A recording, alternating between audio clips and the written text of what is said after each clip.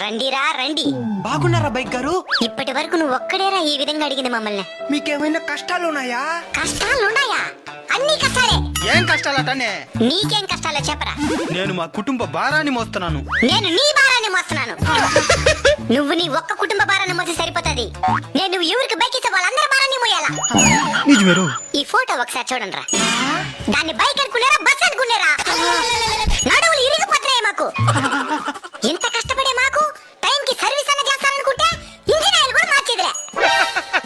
అంటే డబ్బులు లేక తాగేదానికి మాత్రం ఉంటది డబ్బులా?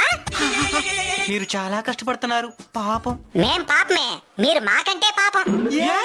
హెల్మెట్ లేకుండా పోతారు, తలకాయ బెగిలి చస్తారు. మా తలకాయ బెగిలితే మెకానిక్ షాప్ లో మార్చుకోవచ్చు, మీ తలకాయ ఎక్కడ మార్చుకుంటారు? ఎంతో తెలివిగా ఏవేవో కనబడుతున్నారా. హెల్మెట్ వేసుకుంటేనే బైక్ స్టార్ట్ అయ్యే మరి ఏదో ఒకటి కనిపెట్టండి. సరే అండి. జై హింద్. జై హింద్.